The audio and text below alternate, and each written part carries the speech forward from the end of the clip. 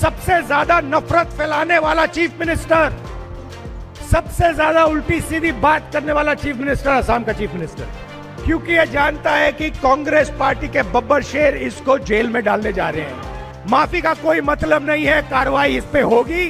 जितनी भी हरकत अभी करनी है कर ले, मगर इसको हम छोड़ेंगे नहीं।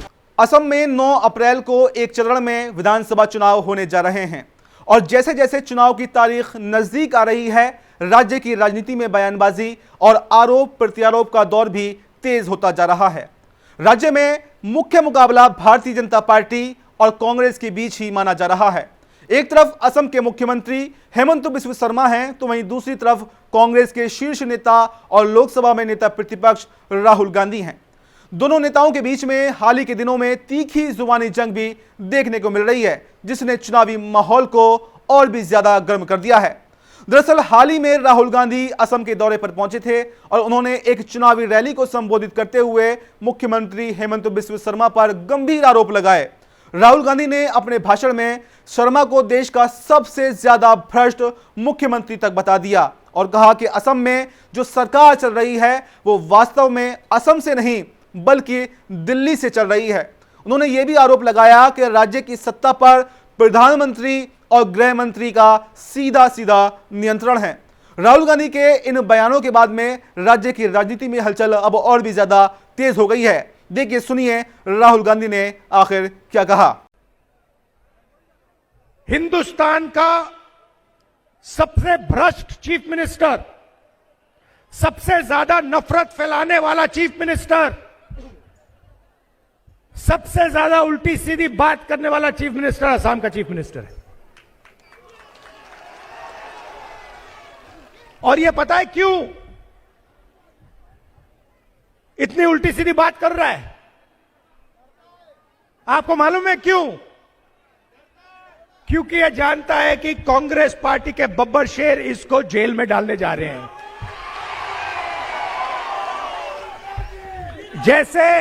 जैसे जंगल में हिरण इधर उधर देखता है, रात को सोता नहीं है, डरता है कि कहीं ना कहीं से कभी ना कभी मुझे बब्बर शेर पकड़ लेगा, वैसे ही आपके चीफ मिनिस्टर रात को नहीं सोते हैं, दिन भर इधर उधर देखते रहते हैं, उल्टी सीधी बात करते रहते हैं।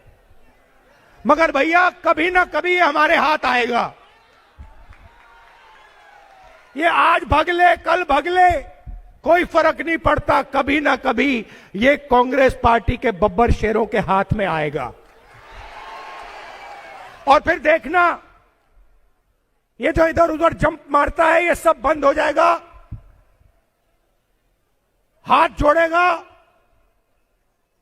असम की जनता से माफी मांगेगा, कांग्रेस पार्टी के नेताओं से माफी मांगेगा। मगर मैं आज ही बता रहा हूं, माफी का कोई मतलब नहीं है, कार्रवाई इस पे होगी, कानूनी कार्रवाई इस पे होगी। इसको जितना भी जंप लगाना है लगा दे, जितनी भी हरकत अभी करनी है कर ले, मगर इसको हम छोड़ेंगे नहीं। राहुल गांधी के इन आरोपों पर मुख्यमंत्री हेमंत बिस्व शर्मा ने भी जोरदार पलटवार किया है। उन्होंने कांग्रेस के दावों को खारिज करते हुए राहुल गांधी के बयान को ही निशाना बना लिया और तीखी टिप्पणी की है। शर्मा के इस बयान के बाद में नई राजनीतिक बहस शुरू हो गई है और विपक्ष इसे लेकर सवाल उठा रहा है कि क्या राहुल गांधी को पागल कहकर मुख्यमंत्री खुद चुनावी विवाद में कहीं फंस तो नहीं गए हैं। सरकार तो दिल्ली से ही चलेगा, दिल्ली और दिसपुर दोनों मिलने से तो डबल इंजन होगा ना। जी जी सर, जिस तरीके से वो बोल रहे हैं कि एक अंडर करंट है कांग्रेस का, वो पागल है। सर, आदिवासी सुरक्षा को कैसे आप ध्यान रखेंगे?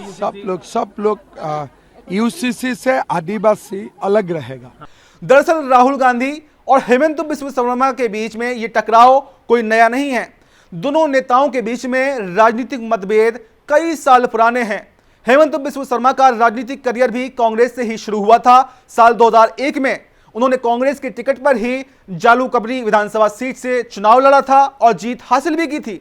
इसके बाद में 2006 और 2011 में भी उन्होंने लगातार जीत दर्ज की और राज्य की राजनीति में मजबूत नेता के तौर पर भी उभरे।